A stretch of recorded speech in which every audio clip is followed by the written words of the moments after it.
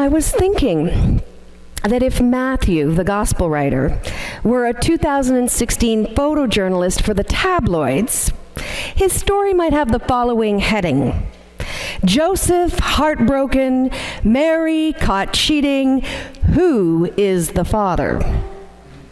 And it would be accompanied by a paparazzi shot of Joseph in a ball cap, dark glasses, his hands shielding his face from the paparazzi flashes. And the smaller picture up in the top corner of the tabloid would be one of Mary at a nightclub getting a little too close to some unidentified stranger. Even in the first century, this was big news, big, bad news.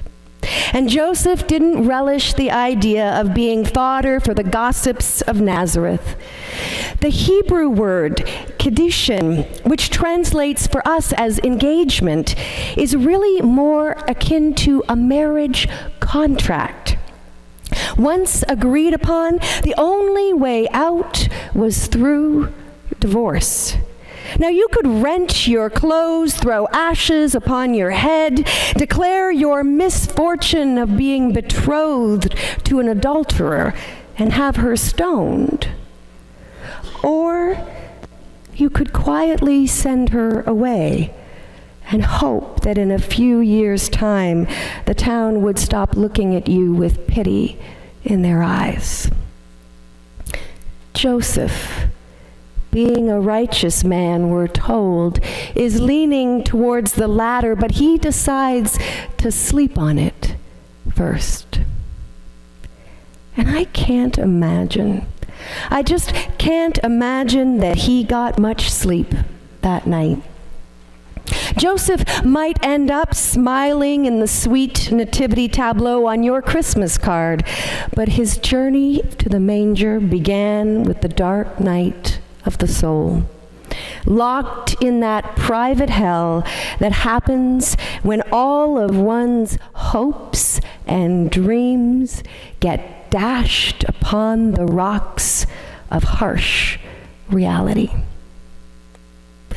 Joseph dreamt of a simple, peaceful life with Mary in a little tiny town called Nazareth, a cozy home, a loving wife, of few children, no drama. Life, they say, is what happens when you're busy making other plans.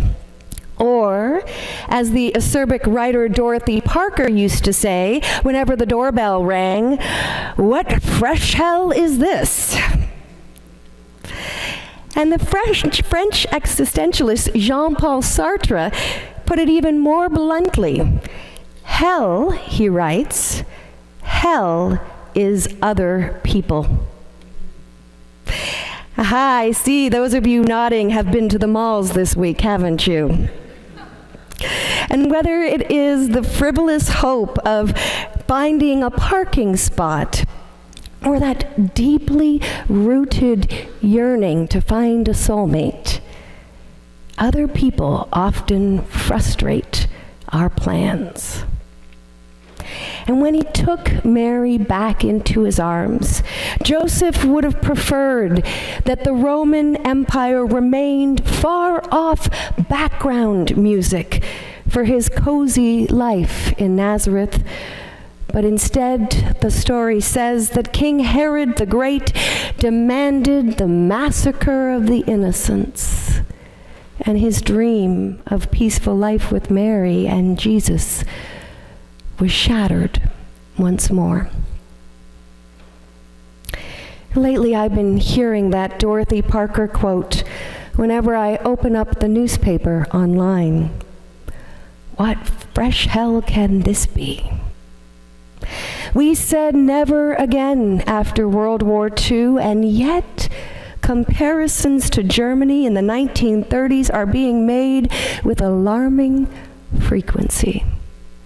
We said never again after the world watched Rwanda burn, and yet this week we watched goodbyes being recorded and sent by trapped, frightened citizens in Aleppo.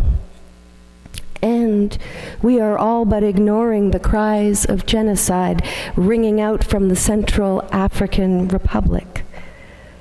Fresh hell indeed. It can be hard to believe in Isaiah's holy mountain dream, to dream of peace among nations, equity for the meek, plowshares instead of swords. So hard to dream of these things. And yet, the African-American poet and activist Langston Hughes cautions us about getting too cynical.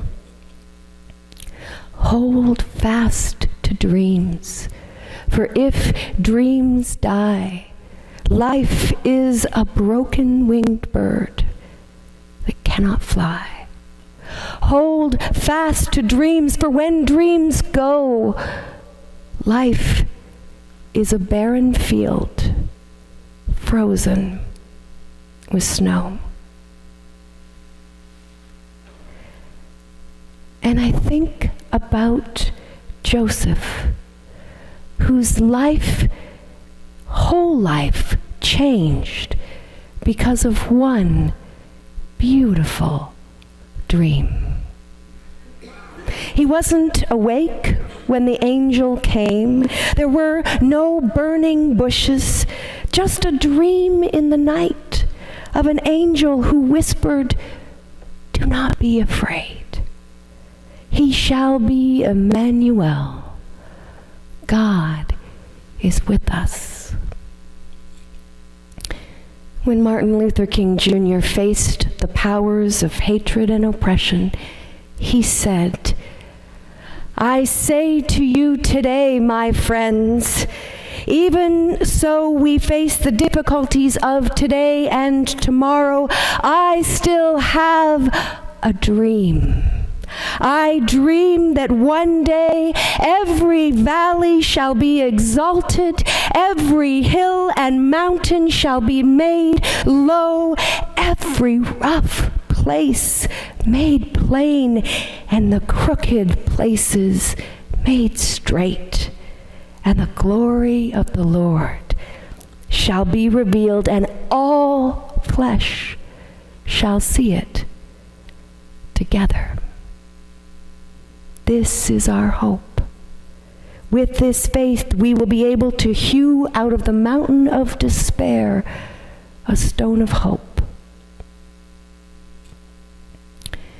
Those who have walked the path that we now walk carried Isaiah's dream with them. They needed no burning bush or angel in real time, but only the whispering of a dream. So if you're going to give yourself a gift this Christmas, I'm thinking that maybe it should be permission to dream. Many of us could use a stone of hope right now, couldn't we? Do not be afraid to dream of peace, to make peace in your families, to work for peace in the world. For Immanuel has come. God is with us. Amen.